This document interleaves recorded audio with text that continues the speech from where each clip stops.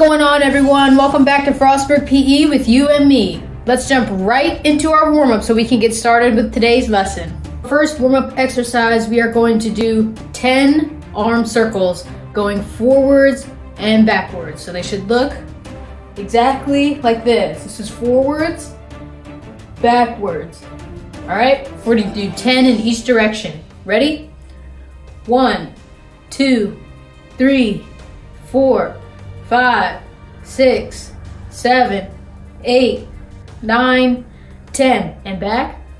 1, 2, 3, 4, 5, 6, 7, 8, 9, 10. Our next warm-up exercise, we are going to do our usual arm stretches for 10 seconds each arm. Ready? 1, 2, 3, 4, 5, 6, 7, 8, 9, 10. Go ahead and switch arms.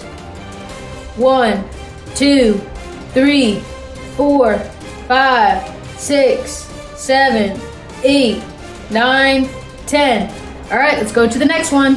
For this next warm-up exercise, we are going to do 5 vertical jumps. This means you are going to jump straight in the air as high as you can 5 times. Ready? 1, 2, 3, 4, 5. Good job. For our last warm-up exercise, let's do 10 jumping jacks. Ready? 1, 2, 3, 4, 5, 6, 7, 8, 9, 10. All right, that's it for the warm-up. All right, so last week we learned and discussed the underhand throw, and we talked about the 4 keys that go into performing a good one. We also talked about accuracy, which was how close we can get our ball or object to our target. Now this week, we're looking at the overhand throw this time. The overhand throw is often seen in sports such as football, baseball, softball. You can even see it in basketball. So it's an important skill and it's a very common skill. We're going to learn the different keys to the overhand throw just as we did with the underhand. But this week we are going to see a Frostburg State football player who is going to demonstrate these cues for us, as well as the activity that we have to help practice both accuracy as well as the overhand throw. Here is our football player who will be demonstrating the keys to the overhand throw. The first step is facing your target. In this case, it will be the letters on the wall. Then you want to point to your target. Bring the ball up behind your ear to make an L shape with your arm. Step using the foot opposite of your throwing arm, then release. So here's an activity that you can do at home, and I will show you it taking place at home. It's a word scramble activity. Here's a sheet that shows words that you can spell using the letters that I've taped to the wall here. And once you tape these letters to the wall, you're going to figure out 3 different throwing levels for yourself. The first one should be fairly close. It's going to be the beginner level. Then the second point is going to be the medium level as you start to get better. And then the last level, we can call that the expert level, which is the furthest away from the wall.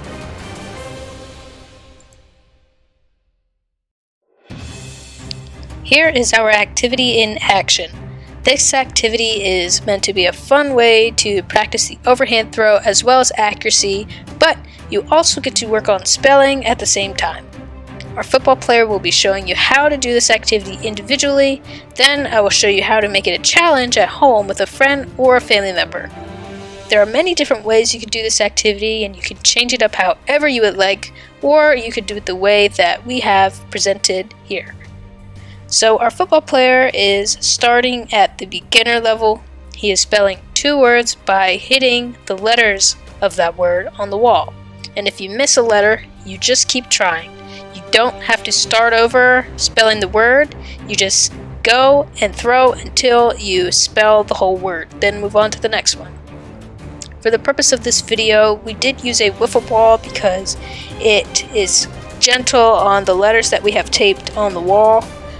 We wanted to use a football, but that would have been too harsh on the letters that we've taped, and it would be too harsh on our walls at home.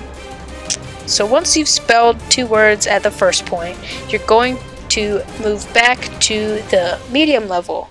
And if you need more practice at any point at all, you can stay there and try spelling longer words or just more words in general, so you can get that throwing motion down. At the medium level, you're going to spell 3 words this time. Then at the expert level, you'll spell 4. To challenge yourself, you can choose any level and try to spell as many words in a row as you can without missing a letter on the wall. One thing I do want to point out is something called power. So in a throwing activity like this one, you will find that you need to throw the ball harder as you begin to move back to different levels that are further away from the wall.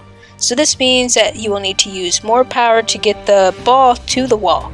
So as you move further away from your target, you will need to use more power when you throw, and if you are really close to your target, you will only have to use just a tiny bit of power.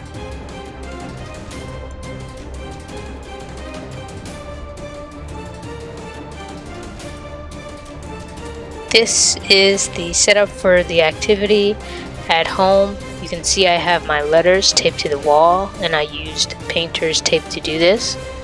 I also have 3 shoes to mark the beginning point, middle point, and expert throwing points. And then I used a pair of socks as my throwing objects. So the activity that I will be showing you here is a fun challenge that you can do with a friend, sibling, or even a parent to help you practice the overhand throw, as well as accuracy and power, which was the new concept that we talked about earlier in the video. So for this activity, you will have a specific word to spell at each level. Now this is very similar to the first activity, except this one is going to be more of a race since you are going against someone else. So starting at the first point, you're going to count down from 3 to begin the game. And while using those cues for the overhand throw, the goal is to spell the words at each level the fastest in order to win. So starting at the first level, once you spell that word by throwing your socks at the letters, you'll move back to the next level, spell that word, then the next level, and spell that word. So you want to do this before your opponent does.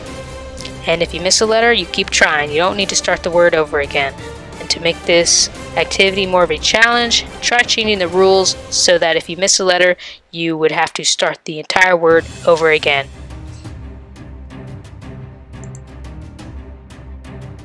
Alright everyone, so that's going to be it for today's lesson, and I hope you all enjoyed. I hope that you've learned something about the overhand throw that you may not have known before. So just as a quick review, there were 5 keys to the overhand throw that we talked about earlier in the video. The first one being face your target, the second one being point to your target, the third one being bring the ball back behind your ear to make that L shape with your throwing arm. The fourth one being stepping towards your target with the foot that is opposite to your throwing arm. So if you throw with the right arm, you step towards your target with your left foot. If you throw with your left arm, step towards your target with your right foot.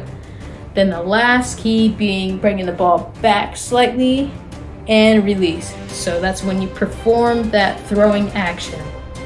We also talked a little bit about power, which is how hard you need to throw the ball for it to get to your target. So in other words, how much power you need for your ball to get to your target.